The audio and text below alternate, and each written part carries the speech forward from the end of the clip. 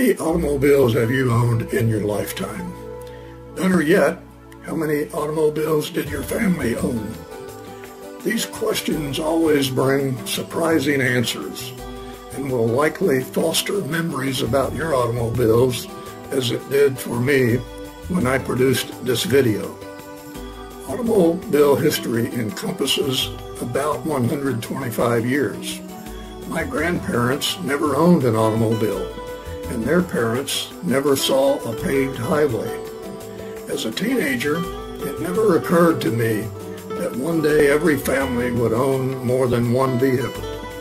Now most teenagers have their own automobile to drive to school.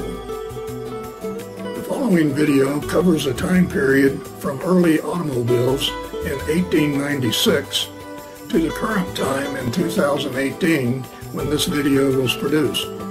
After viewing the video, I think you will agree that the automobile and its internal combustion engine has been refined to a high degree, and that the automobile is now much more than just a way to get from here to there. Enjoy the journey. Stagecoaches were the major mode of transportation used from 1830 to about 1950. This stagecoach is the last to operate in St. Albans, West Virginia. Believe it or not, it was not railroads that displaced the stagecoach. Rather, it was the bus. Local travel was accomplished with horse and buggy. This is the bank building in St. Albans around 1890. In 1896, with the advent of the first automobiles, the world was on the cusp of a major revolution in personal transportation. This first prototype by Ford was only 10 horsepower. The first automobiles available for the masses were only affordable by the wealthy and were mainly used as advertisement and entertainment. Horsepower was approximately 15. Then, in 1908, Henry Ford introduced a car for everyone, called the Model T. His dream of a car for the masses changed the world. The first Model Ts were 20 horsepower. By 1928, just 20 short years later, automobiles were common, and many new companies joined the fray. These 1928 Chevrolets had 35 horsepower engines. By the 1880s, railroads became the major mode of travel for long distances. Rail companies triggered an industrial revolution. Travel between cities by passenger trains was one of the great American pastimes in the 1880s and early 1900s. When the rails expanded into the mountains of West Virginia, it had a huge impact on the coal and lumber industries. Back to automobiles. Here you see a view of a truck at a West Virginia station in the late 1920s. This truck is a 1928 Chevrolet. Horse-drawn buggy was still the major mode of local transportation until the early 1900s. Each buggy had 1 horsepower. Most of the rural population did not begin to purchase automobiles until the Ford Model A was produced in 1927 at a cost that was affordable. The Model A had a 4-cylinder, 40 horsepower engine and claimed a top speed of 65 miles per hour. Here is my Uncle Everett Campbell and his future bride, Zella, pictured with a 1928 Chevrolet Roadster. This automobile had a 4-cylinder engine that produced 35 horsepower. Another 1928 Chevrolet Roadster. This photo was taken in 1929 in Orgas, West Virginia. Same automobile, different couple. Same automobile showing the rear view. Spare tires were mandatory, as tires were not long-lasting. Here's a view of a restored 1928 Chevrolet Roadster. This photo was taken in the early 2000s. A 1925 Chrysler Coupe. This automobile had a 6-cylinder, 70 horsepower engine. Here's a view of a restored 1925 Chrysler. Chrysler was the first automobile to have four-wheel brakes. Automobiles were a source of pride in the 1900s, and photos with automobiles were common. The auto shown is a 1926 Essex. Here's the same 1926 Essex with three ladies. The 17-horsepower Essex did not travel fast. Top speed was around 40 miles per hour. This photo says it all. Get a car, get a girlfriend, go on a picnic. The auto shown here is a 1926 Essex.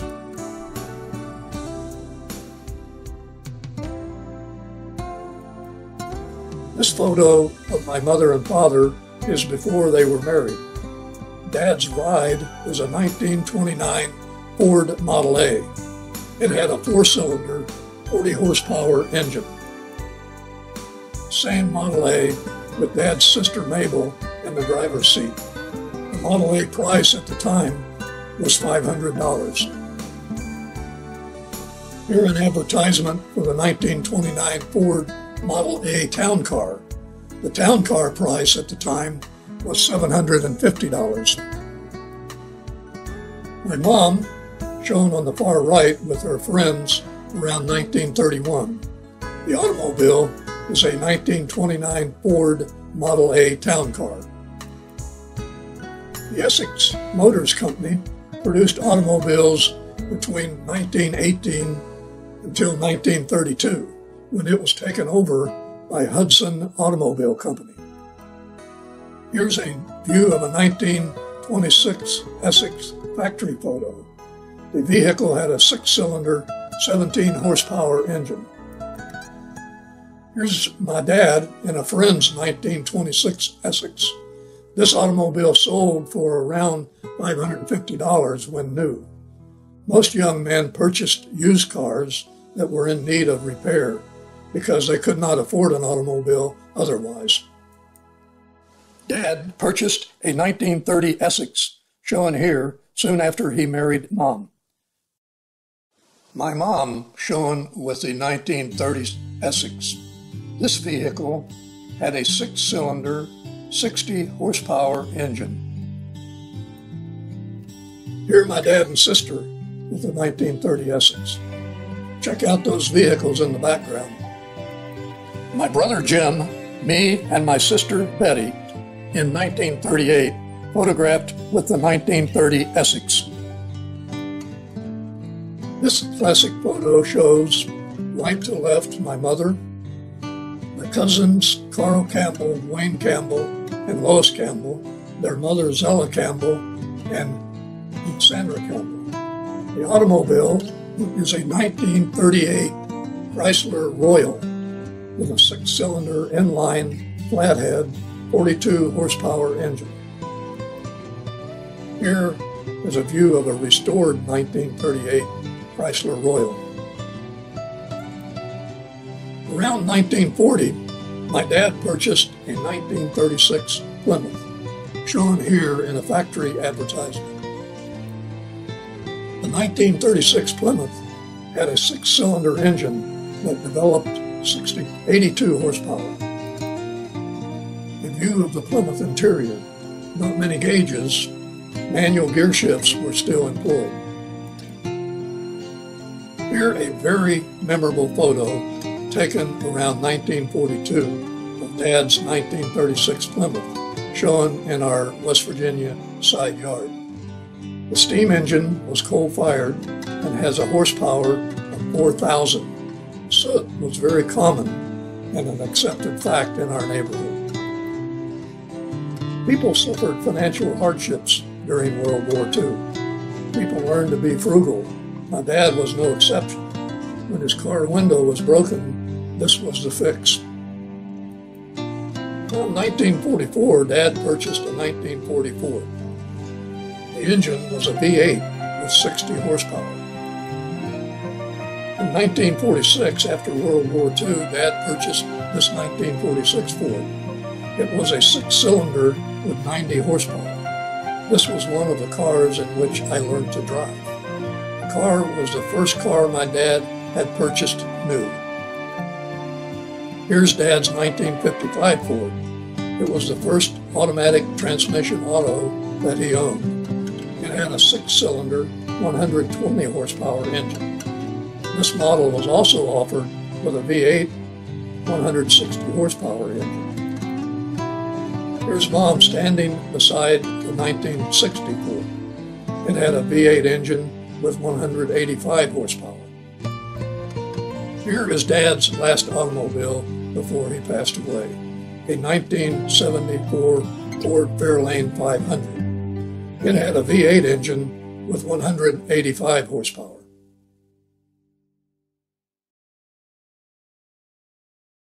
Here is my someday-to-be wife, shown in 1940. Behind Mary Ann is her dad's 1939 Ford. This picture was taken in Detroit, Michigan, home of Ford Automobile Company. Mary Ann later purchased this 1949 Mercury from her brother when he went into the military. The engine was a V8 with 100 horsepower. Unlike this restored version, her car had an Earl Scheib paint job. The 1949 Mercury had a nice interior, but windows were still manual roll up and down, and of course there were no seat belts. Later, Mary Ann drove this 1954 Buick. It had a V8 engine with 150 horsepower. Denise poses with her big fish catch behind the Buick.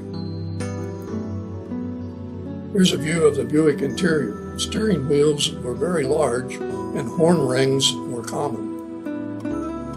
This is the automobile Mary Ann drove when I met her, the 1962 Ford Falcon.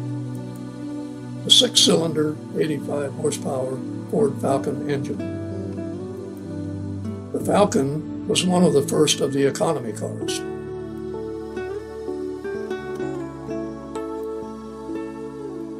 Here is a classic photograph of my sister, brother, and me with Jim Atkinson and his 1929 Ford Model A convertible. My brother is checking out the engine, and I want to get in and drive. My sister is checking out the body design. This 1934 Ford 3-window coupe was purchased by my brother before he was 16 years old, which is the legal West Virginia driving age. My parents were unaware of the car because it was parked at a friend's house. It had a V8 engine with 85 horsepower. On my first ride, while going around a corner too fast, the suicide door came open and I flew out. Fortunately, I walked away unharmed, but that was the end of car rides for both my brother and me. When my brother finished high school and got his first employment, he purchased this 1948 Mercury. It had a V8 engine with 100 horsepower. I learned to drive and got my driver's license in his car. He was very generous about loaning me his automobile. In 1954, I had an accident in his car. After paying for damages, I joined the U.S. Army, never having owned my own automobile. These are photos of my high school friends with their automobiles. We cruised all of the local drive-in hamburger restaurants and also played car tag throughout the city of Charleston, West Virginia. The military vehicles, while not mine, continued my driving experiences. Jeeps had 4-cylinder, 60 horsepower engines. They had 4-wheel drive capability, making them good off-road. They were convertibles, not fancy, but during cold winters, better than freezing. I also drove the 2.5-ton truck used for troop transport. These trucks served many duties in the military. My stint in the Army included driving a bus. This picture was taken at Fort Campbell, Kentucky, while I was awaiting transfer to Germany. The motor pool was my temporary assignment.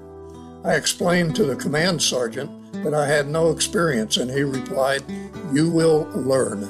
After taking several signs out of commission along the roadside, I finally learned the sergeant did not care about replacing signs. I also drove the mail truck a few times. The motor pool sergeant is shown in the right photo behind the wheel. While I was stationed at Fort Campbell, Kentucky, my friend talked me into partnering in the purchase of this now classic 1932 Lincoln. It broke down on the trip from the car dealer back to the base, so my part ownership was short-lived. My partner bought my interest. After my service in the Army, my first automobile was this 1951 Chevrolet Fleetline. It had a 6-cylinder, 85-horsepower engine and a Power Glide transmission. Except for a lack of power, the Fleetline was an excellent automobile. I drove the car across the country several times on the now famous Route 66. The 1951 Chevrolet Fleetline could comfortably accommodate 5 persons. One of my first actions was to install glass pack mufflers for that sweet sound from the exhaust. In 1953, Chevrolet introduced the Corvette sports car. It had a 6-cylinder, 150-horsepower engine and was one of the first automobiles that used fiberglass body design. By 1956, the Corvette underwent restyling and a V8 225-horsepower engine was utilized. The Corvette was delivered with a removable hardtop and a convertible top. Top speed of the Corvette was around 130 miles per hour, and I was well on my way, over 100 miles per hour, when a highway patrol caught up with me. View of the interior. Corvette offered both manual or automatic transmission models. The body style has become a classic. In 1959, I purchased this 1956 Corvette from the now famous Felix Chevrolet dealer in Los Angeles, California. The car immediately attracted women. The Corvette was a fun car to drive, and as I said before, it's the first car I drove faster than 100 miles per hour. My dad is shown here with the Corvette in 1959. The Corvette engine utilized 4-barrel carburation with the V8 engine that gave it 225 horsepower, with plenty of acceleration and speed. The Corvette was expensive to own, so I traded it into a dealer. I traded the Corvette in on a purchase of this 1956 Bel Air Nova station wagon. The Chevrolet Bel Air Nova station wagon had a 6-cylinder, 150-horsepower engine with a manual 3-speed transmission. I drove the Nova from California to West Virginia and back prior to starting employment on the central coast of California at Vandenberg Air Force Base. I purchased this 1929 Ford Model A while working at Vandenberg Air Force Base. It had a 4-cylinder, 40-horsepower engine. I never got around to restoring the Model A. It was all I could do to keep it running. The engine was on its last leg, and the car constantly overheated. Fortunately, it was easy to repair, and all the maintenance could be done by me. My next automobile was a 1957 Oldsmobile 88. Of course, it was purchased used and had some problems, but that is why I got it cheap. The Oldsmobile had a V8 engine with 227 horsepower. When I purchased this auto on a used car lot in Southern California, it was barely running on about 4 of its 8 cylinders. Oldsmobile utilized carbon spark plug wiring at the time, and once it was replaced with copper wires, it ran like new. The Oldsmobile was one of the early muscle cars. It was very fast for its size and could easily outmuscle any of my friends' cars in races around Redondo Beach, California. The interior of the Oldsmobile was first cabin. Seat belts were not required at this time, so you had to hold on going around corners. This 1964 Ford Sprint is the first automobile that I purchased new. It had a V8 engine with 164 horsepower. The Sprint had a 4-speed manual transmission, making it very enjoyable to drive. The Sprint was also very economical to operate and was small and agile. The interior was very well appointed. In 1964, Ford Motor Company produced this magazine ad, and I'd like to read it because it's interesting. How to assure your girlfriend's father. Drive a solid, silent, super torque Ford. He knows that hundreds of pounds more steel make it stronger, smoother, steadier than any other car in its class. So chances are he'll be sound asleep by the time you bring his daughter home. A classic Ford ad. Our first automobile as a married couple was this 1964 Ford Galaxy 500 XL. It was a V8 with a 195 horsepower engine. The interior was the best and included all the extras. Cars of this era were roomy inside, but no seat belts. In 1968, seat belts became mandatory. This car was always one of my favorites. Great styling, plenty of horsepower, and well handling. When we were married, Mary Ann and I agreed that 2 car payments were impossible. So I went to a used car dealer and I asked if they had something for the value of the equity in my Ford Sprint. They offered me this 1954 Chevrolet 210 that was in need of serious help. We later named it the Green Hornet.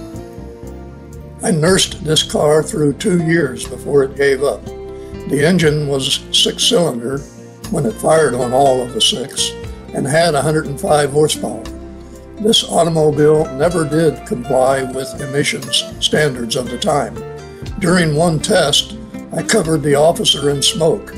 He kicked me out and told me to junk the car. In 1968, we bought this used 1963 Chevrolet Bel Air to replace the Green Hornet. It had a 6-cylinder, 140 horsepower engine. This Chevrolet Bel Air has a real personal story. My wife, who was pregnant at the time, was driving on the freeway when a severe rainstorm hit. At this inopportune moment, she experienced a tire blowout. A tractor-trailer truck bumped into her, and she went off the freeway and down an embankment. The good news is, all ended well, and Mary Ann and baby were fine. The Chevrolet was a good automobile, but the owner let the tires wear too thin, obviously. Trust me, it never happened again. Thank goodness, seat belts were mandatory by the time we had this automobile. This photo, taken when Mary Ann was pregnant with our daughter Susan, shows our new 1974 LTD in the background. That is Mary Ann's brother Jim with her. The Ford LTD had a V8 engine with 250 horsepower. The dashboard of the 1974 LTD, very well laid out. This photo of our daughter Jennifer with her brother Bob was taken in 1970. The Ford LTD is in the background. In 1975, the Ford LTD was traded in for this 1975 Pontiac Bonneville. The 1975 Pontiac Bonneville had a V8 engine with 135 horsepower. The interior of the Bonneville was very well appointed. The Bonneville was an excellent road car, reaching highway speeds of 70 to 90 miles per hour easily. Family outing to Lake Almanor in Northern California. We enjoyed Lake Almanor so much that we purchased this 1976 Chevrolet van and the 1979 glass bar inboard engine ski boat.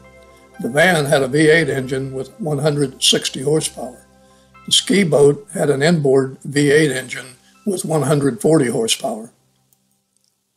In 1975, our daughter Denise turned 16 and got her driver's license. We purchased this 1972 Ford Pinto.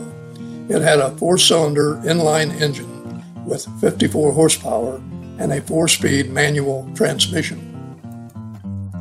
In 1978, we purchased a Ford Maverick for our second car. It had a six-cylinder engine with 114 horsepower. Mary Ann was never enamored with the Maverick, so a couple of years later we transferred the title to my mom, who still lived in West Virginia.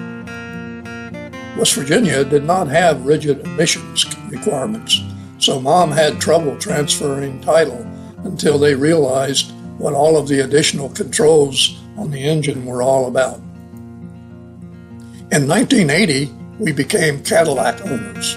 We purchased a 1979 Cadillac Seville. The 1979 Cadillac Seville had a V8 engine with 170 horsepower. It was one of the first engines that employed fuel injection. The 1979 Cadillac automobiles had a very distinct style.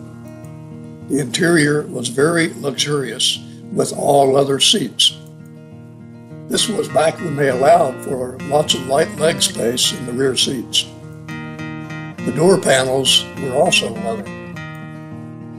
The car had a very distinguishing front-end styling. The downside was very poor mileage. Fuel prices in the 1980s started a long uphill climb.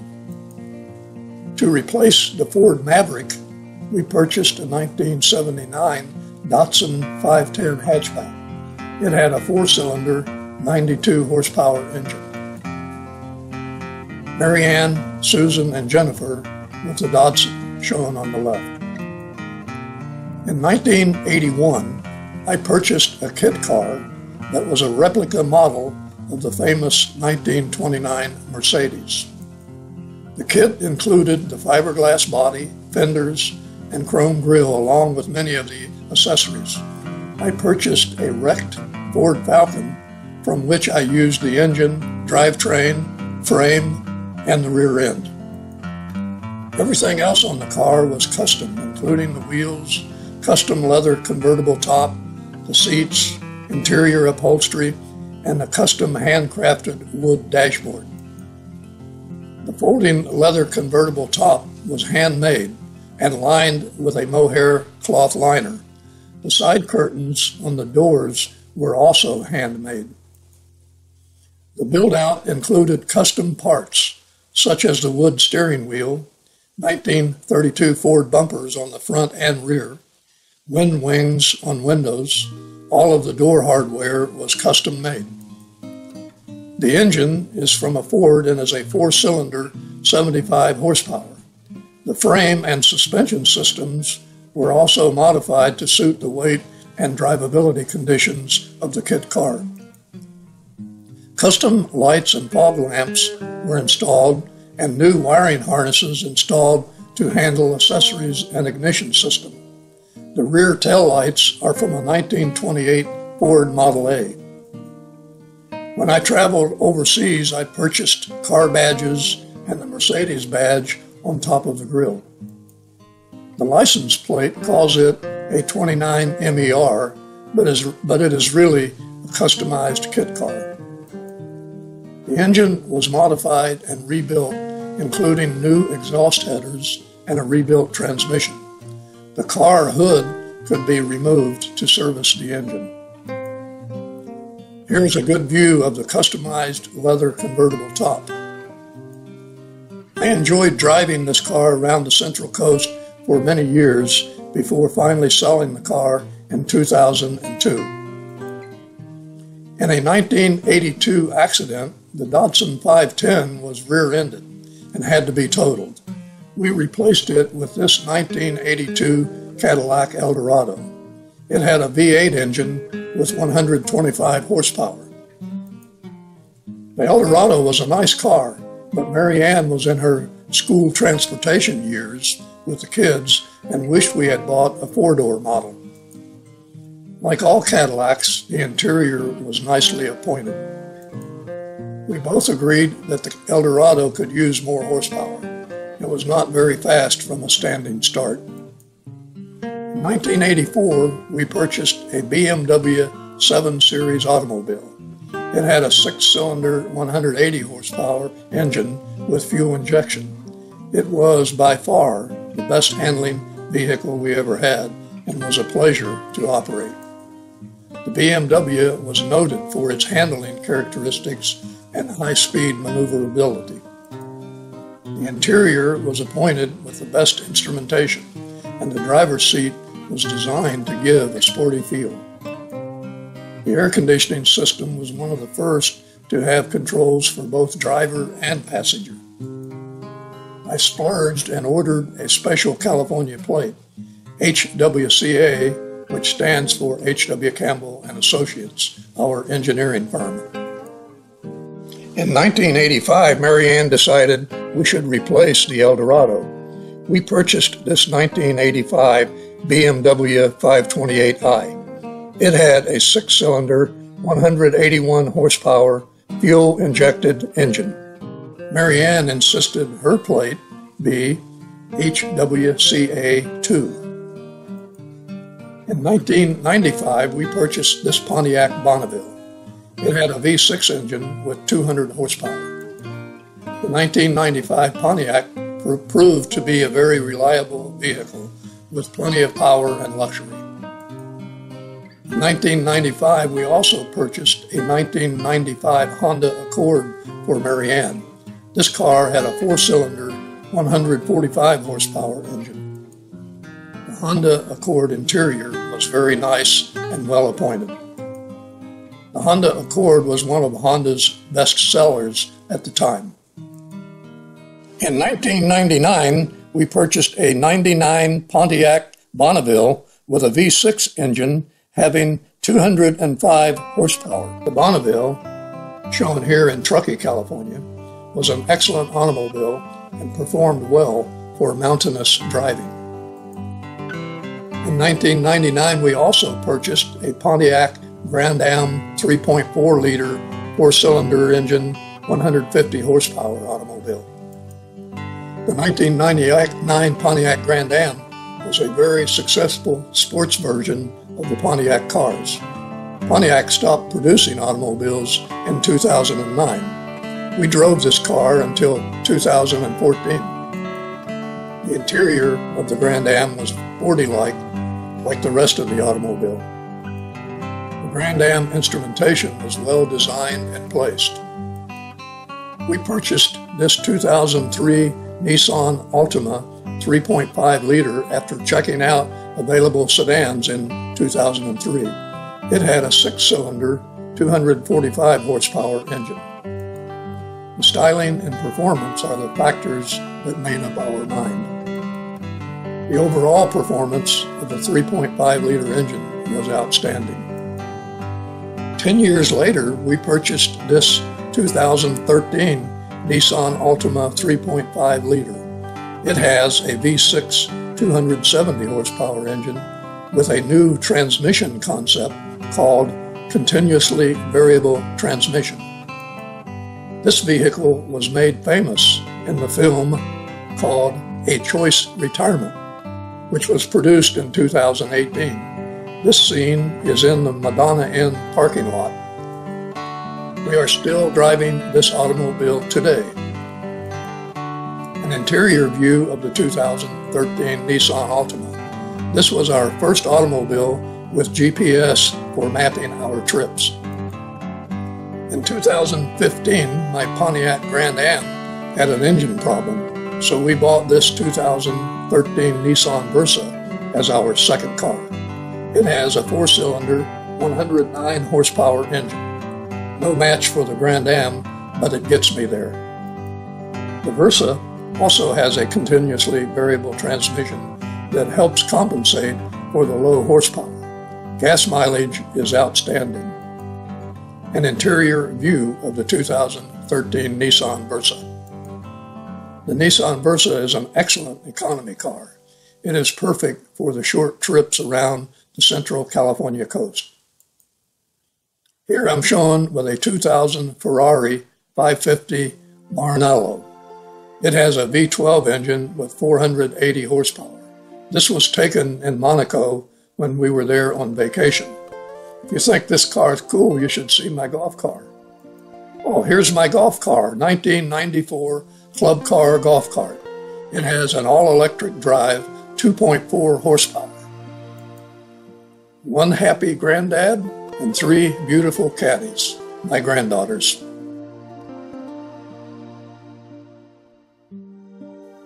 In the future, maybe I'll be able to purchase one of these Ferrari Dinos. This car, when the picture was taken, was selling for $450,000. Maybe I won't buy one.